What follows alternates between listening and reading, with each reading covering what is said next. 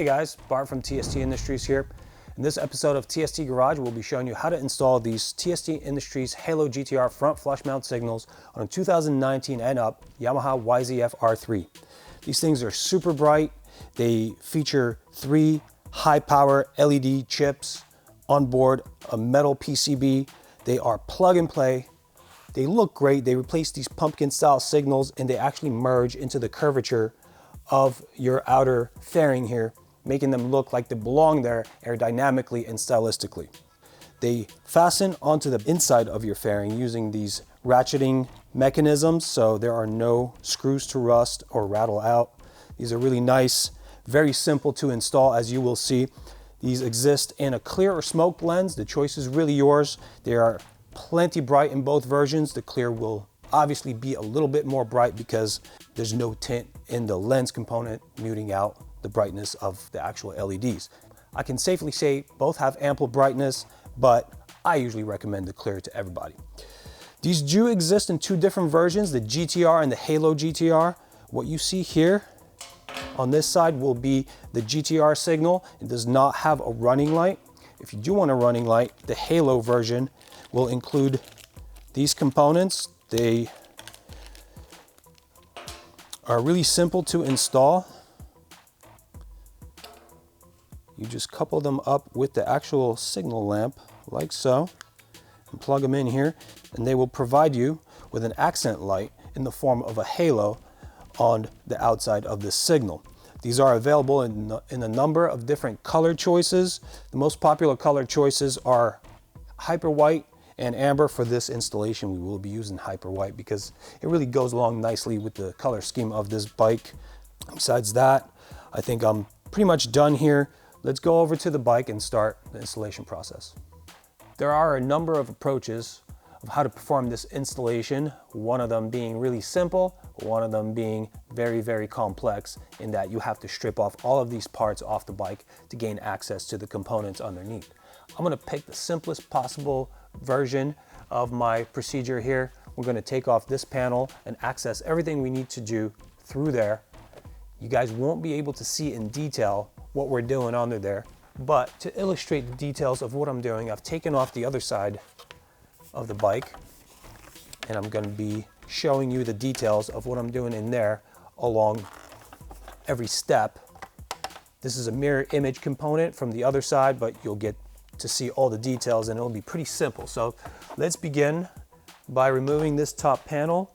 It has one fastener here that requires a 4mm Allen, and the rest of the fasteners are push type fasteners. For these push fasteners, you press the center in, that resets the lock. You're able to take it out. This particular one in this position comes off with this rubber foam damper. Make sure that one gets back into that position. There are 2 additional ones here and here. You won't be able to see them, but it's pretty simple to locate when you're looking at the bike. Now all of the fasteners that are holding this to the bike are off. We need to start on the trailing edge here. Pop this component up. It has a series of locks here that just pop up, and then we need to start pulling back on this panel. It does have a number of sliding locks that fit into windows, and that basically just slides them back and unlocks them. We can take this out. Now we'll need to find the signal wire. All right, I'm gonna grab the opposite side here. The signal wire is routed inside on this plastic piece, the same piece I'm holding here, moving around, and it fits through a number of these clips. On the right side of the bike, this plug will be black. On the left side, where this is from, it's going to be gray. So we're going to undo the plug and then remove the wiring from all of these captive clips for wire management, and then this will be free just like this. We'll perform that on the bike now.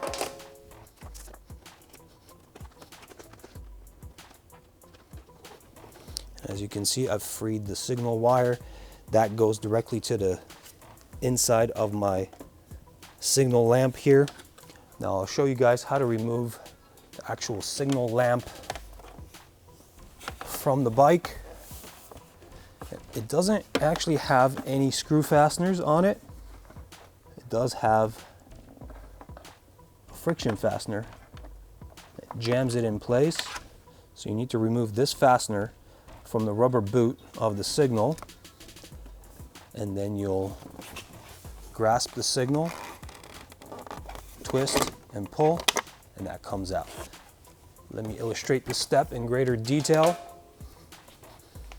So this fits through the fairing, and these pieces, these components stick out through the inside. The way this is jammed in place is via this component being inserted here.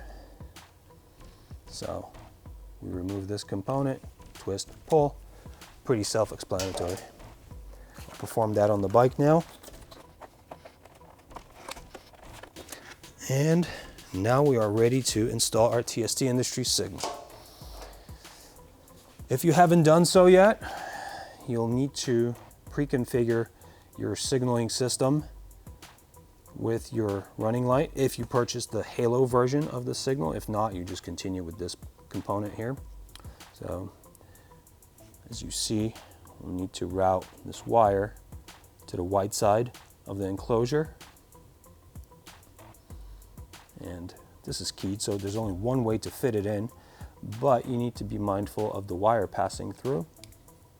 As a series of clips on either side here that need to be compressed to press in and then lock in place.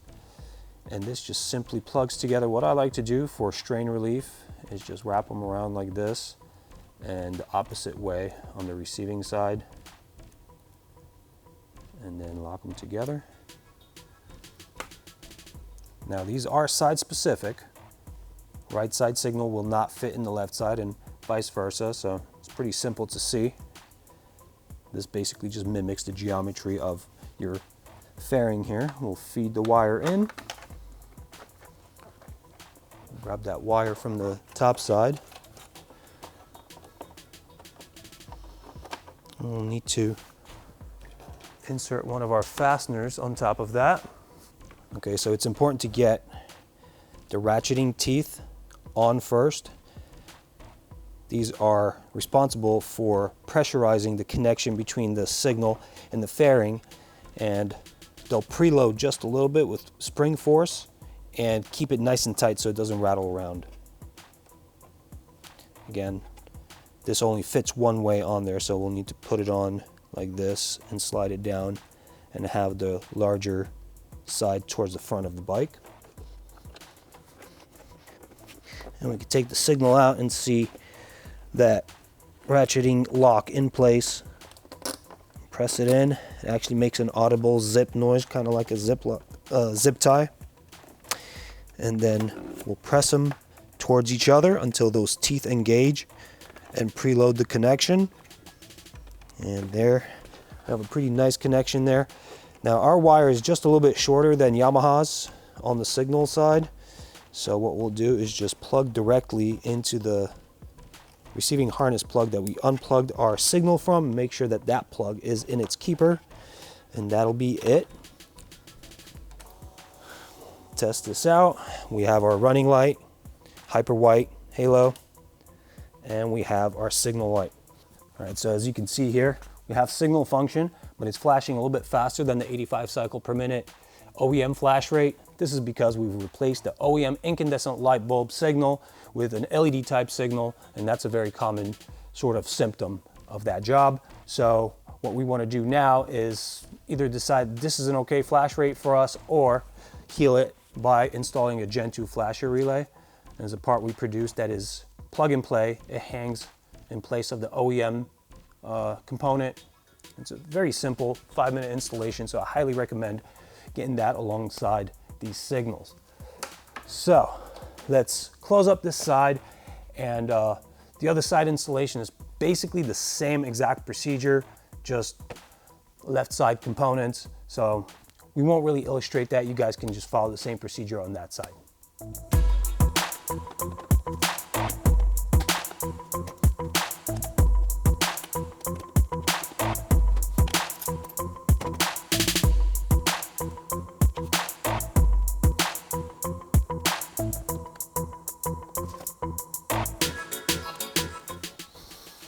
All right, and we are done. It's pretty quick and painless. Our little cheat approach really saved some time, and look at these results. It really looks great on this bike. It really mimics the flow of the entire fairing panel. This bumps out just enough, and it's very, very bright, as you can see.